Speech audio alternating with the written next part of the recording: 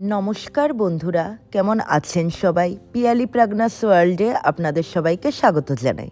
দিনটি ছিল 2রা ফেব্রুয়ারি, রবিবার।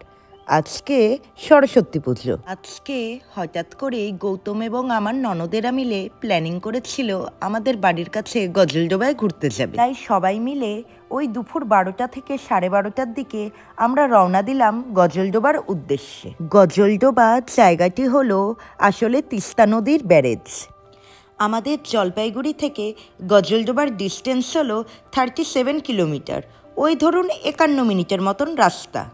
আর এই দেখুন, আমাদের জলপাইগুড়ির পাহাড়পুর এরিয়ায় তৈরি হচ্ছে হাইকোর্ট। এইখানেই যে কার কি রকম শাস্তি হবে, না কেউ নিরপরাধ হচ্ছে শাস্তি পেয়ে যাবে, কেউ অন্যায় করেও শাস্তি পাবে। আমরা এই সময় যে জায়গাটি দিয়ে গজলডোবা যাচ্ছিলাম, রাস্তাটা ভীষণ খারাপ ছিল, তাই গজলডোবায় পৌঁছতে আমাদের প্রায় 1 ঘন্টার উপরে সময় লেগে গেছিল। বিগত কয়েক বছর হলো আমি আমাদের জলপাইগুড়ির আত্মীয় ও বন্ধুবান্ধবদের ফটো ভিডিওতে এই ব্রিজটাকে দেখেছি, কিন্তু এই প্রথম আমি আমার সামনাসামনি এই ব্রিজটি এবং এর সংলগ্ন জায়গাটিকে দেখতে পেলাম। আসলে গজলডোবার এই ব্রিজটি নতুন তৈরি হয়েছে, তাও প্রায় 4 থেকে 5 বছর হবে, কি তার বেশিও হতে পারে। তাই এই ব্রিজটি আমি নতুন দেখছি।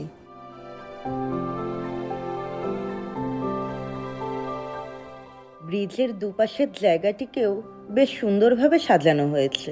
ক্যানেলের দুধারের রাস্তা এবং তার পাশে ছোট ছোট গাছ দেখতে বেশ ভালো লাগছিল। যেহেতু আজকে সরস্বতী পুজোর প্রথম দিন, তাই প্রচুর মানুষের সমাগম হয়েছিল এখানে।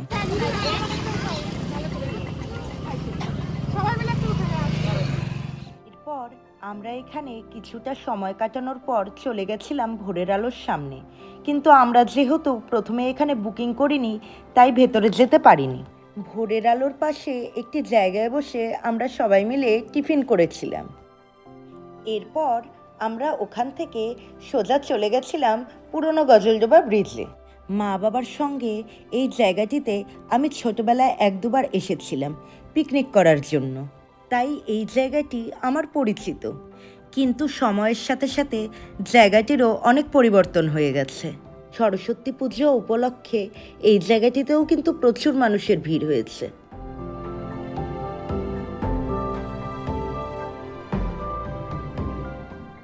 গৌতম এবং ননদেরা প্রথমে ভেবেছিল এখানে এসে প্রথমে পিকনিকের আয়োজন করবে, কিন্তু সরস্বতী পুজোর কারণে আজকে এখানে কেউই পিকনিকের আয়োজন করেনি। তাই আমরা সেখান থেকে বেরিয়ে এবার চলে আসলাম গজলডোবা হাটে। হাটে ঢুকেই প্রথমে সবজির দোকান দেখলো, এরপর দেখা গেল সারি সারি সব ফাস্টফুডের দোকান। আর এখানে সব থেকে বেশি পরিমাণে বিক্রি হচ্ছিল চিংড়ির চপ।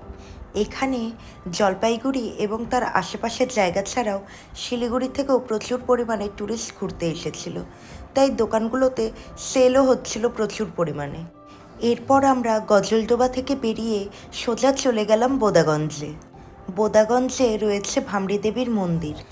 আজকে এখানেও প্রচুর পরিমাণে লোকের সমাগম হয়েছিল।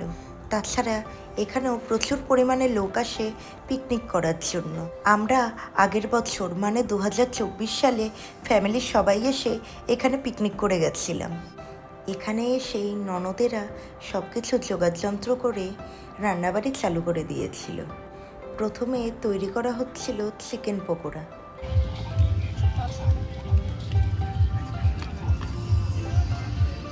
আর ওই দেখুন দূরে এখানকার বাৎসরিক মেলা বসেছিল।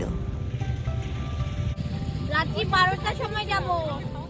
এরপর আমি প্রাগনাকে নিয়ে একটু মেলায় এসেছিলাম। ও ভীষণ জেদ করছিল নৌকায় চড়বে বলে।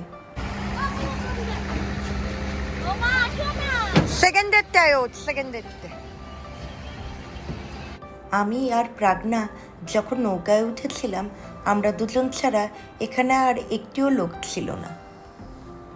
এরপর আমরা চিকেন আর রাইস খেয়ে সোজা চলে আসলাম বাড়ির উদ্দেশ্যে। এরপর ননদদের বাড়িতে দিয়ে এসে আমরাও সোজা চলে আসলাম আমাদের বাড়িতে। তাহলে ভিডিওটা আজকের মতন এখানেই শেষ করছি। দেখা হবে নেক্সট ভিডিওতে। Tata, bye bye.